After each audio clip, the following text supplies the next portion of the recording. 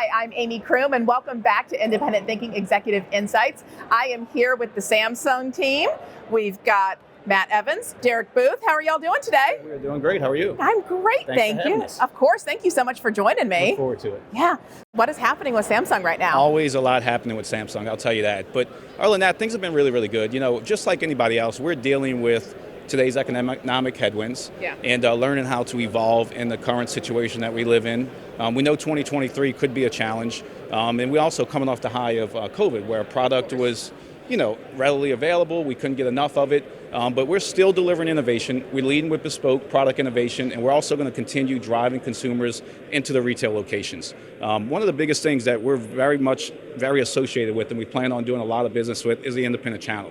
The independent channel is one place that we recognize that we have a lot of runway for success, and we're going to continue investing here. We'd love to hear that. Absolutely. Now, I know over the last couple of years, we've all been talking about, thinking about, and worrying about, what's going to happen with the economy. Is there going to be a downturn? Is there going to be a recession? When's it going to happen? How long it's going to last? Nobody really knows. Hopefully, we've talked about it more than it's actually going to last for. But what is Samsung doing to help retailers plan and prepare for it, and help their consumers plan and prepare for a downturn? Yeah, so in the independent channel, we were here last show, and there was two big things that we were missing out on. Service, which Derek's here to talk about, but then also commission sales rates and margin rates. Okay. As I stand here today, and I've been talking to a lot of independent dealers throughout the show, we feel very confident that we've fixed those two. Not perfect, but we feel like we're in a very, very good place with that. What we've done is we've implemented a plan to sell strategy, which basically gives us a narrow and deep strategy that every retailer can go to in an everyday perspective and really focus on and deliver great margins, and also deliver, product that will be readily available. Yeah. Another thing that we did is we did a revamp of the organization recently within the regional channel. And the reason we did that is so we can be more successful and more pinpoint accurate on how we actually approach things. So we're taking a look at the dealers that we have a lot of opportunity with, and how do we address them. We're revamping our distribution, and more importantly, we have a dedicated resource to the buying groups, because we know within this channel is where the success is going to be.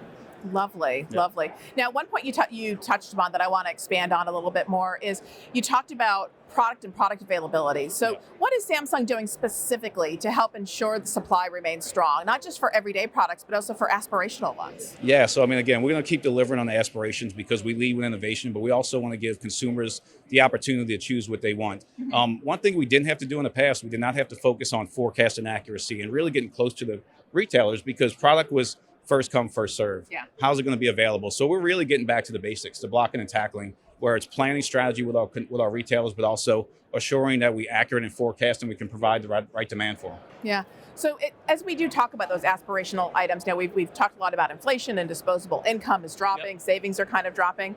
Is there still demand in the luxury space? What are you seeing? Luxury space continues to have demand.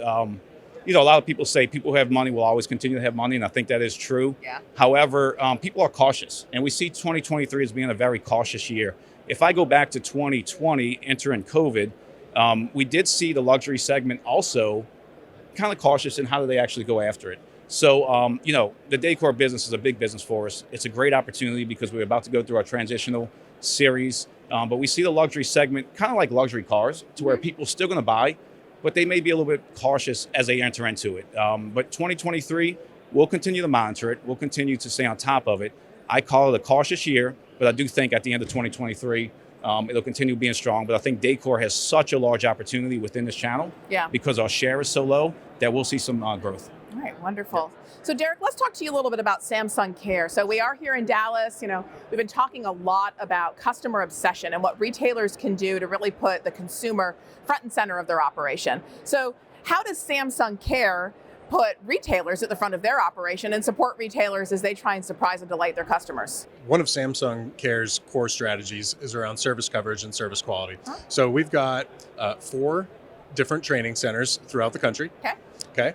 And through those training centers, we're focused on making our technicians professional, skilled, and really want them to show up the way that Samsung wants to show up in the consumer's home. Second, we have a 3-2-1 service coverage strategy. Okay. That first level, this is 80% of our service coverage, is handled by our branded engineers, and they look just like Samsung employees. They wear Samsung Care uniforms.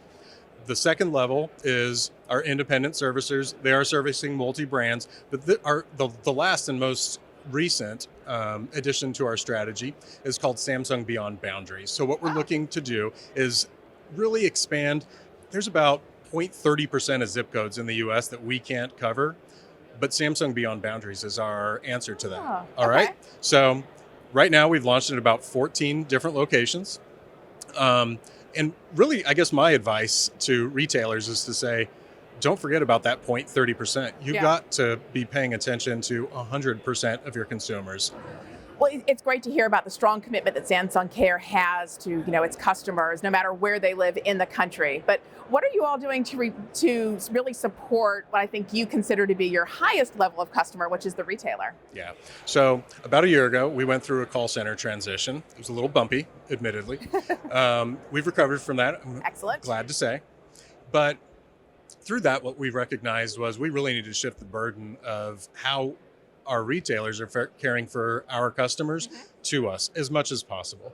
So we have launched a case management operation within our call centers that's really aimed at being proactive.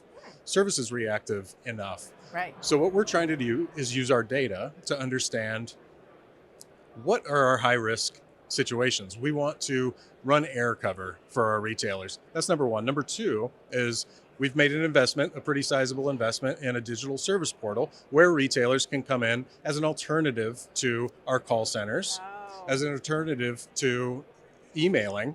They can plug directly into our service scheduling system, place requests, follow up on requests, escalate if need be to members of my team, and just follow along with the consumer's service event. That is fantastic. Well, it's wonderful to hear about all the great things that Samsung is doing to support retailers and end users. We do appreciate the time. Matt, Derek, thank you so much. Yes, thank you for everything. Thank you. Thank you for joining us here on Executive Insights. We hope to see you again very soon.